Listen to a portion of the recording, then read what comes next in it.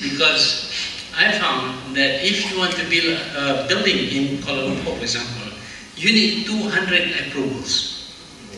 And this all takes time, and it lasted almost 3 or 4 years, and in the process the application might be lost. If you care to look at Kuala Lumpur, pictures of Kuala Lumpur before 1981 and after 1981, you will see that after 1981 there were more buildings coming up, more tower cranes all over the town. And that is because they were told they have to approve and not lose any application. And because there was little time and a lesser number of approvals to be given, it reduced the corruption. So that is one way of dealing with corruption, because people can offer bribes without people knowing about it. It's very, very difficult to detect, and even more difficult to prove in a court of law. So the easier way, during my time, the easier way was to have manuals or procedures. Whenever an application comes in, these are the procedures, this you go through, and we have a workflow chart which takes a certain time, and if it is not approved by that time, then we think the officer is not doing his work well, or else he is waiting for something to be offered to him. That was the only way we could deal with corruption. And I think there was corruption during my time, but the involvement of people at the top is not so blatant as it is today. At least I claim, because I'm in favor of myself.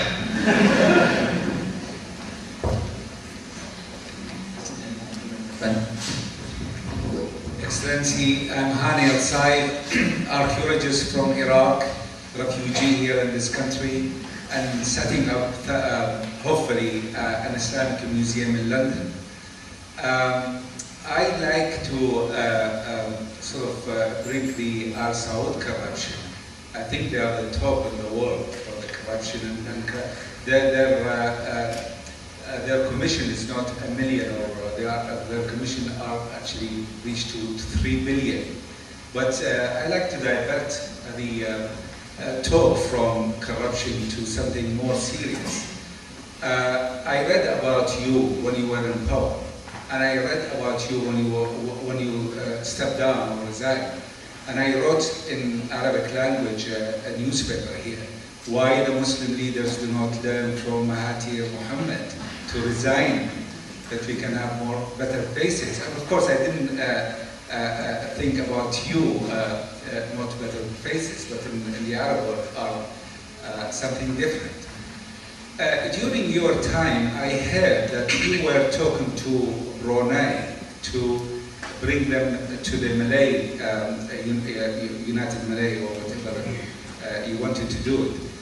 Is there any success to bring Sultan of Brunei to your side or to Malaysian side?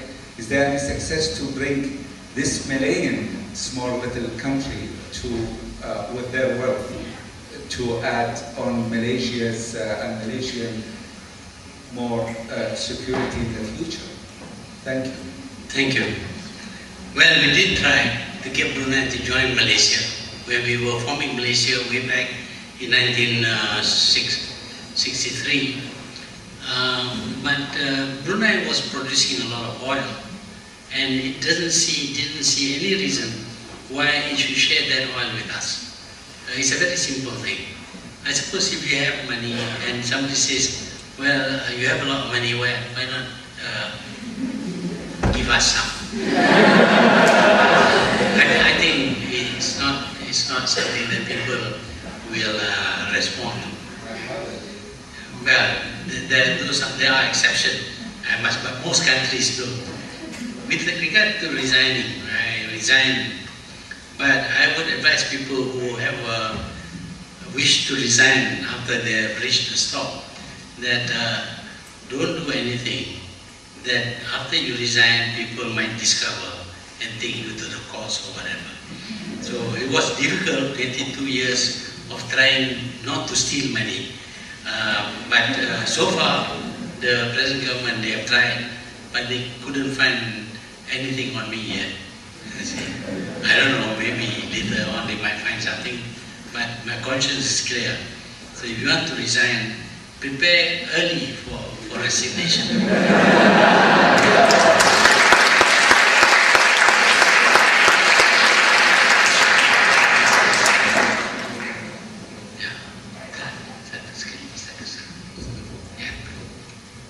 Okay, Adizan.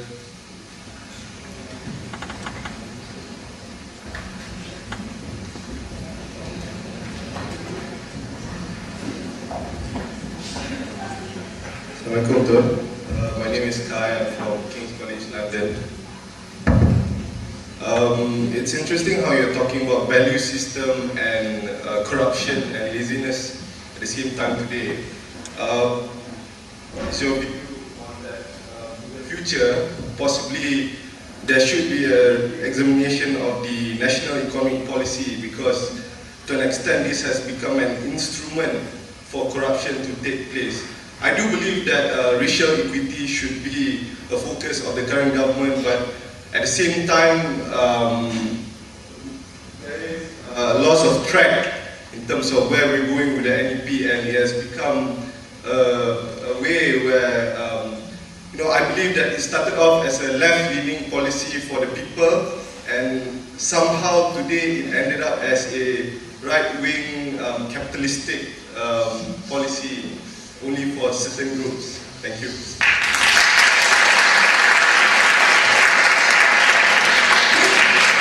That is obviously a very popular question from the clappings and all. Let me say this, that you must not repeat what you read in some of the newspaper reports, especially Western newspaper reports, because they are biased. Whether you admit it or not, whether you agree with me or not, they are biased. They cannot understand why a country like Malaysia should develop that fast, despite the alleged corruption. Now, when we introduced the new economic policy, our aim was to see that at all levels there would be people of different races. If you have Chinese rishopoulos, then there should be Malay and Indian rishopoulos. But if there are Chinese and Indian millionaires or billionaires, there should be Malay billionaires as well. Then you can say that there is equality. But if you only achieve equality at the lowest level, that all rubber tappers are Malays, Chinese and Indians, that is not the DEP. DEP is not the economic policy.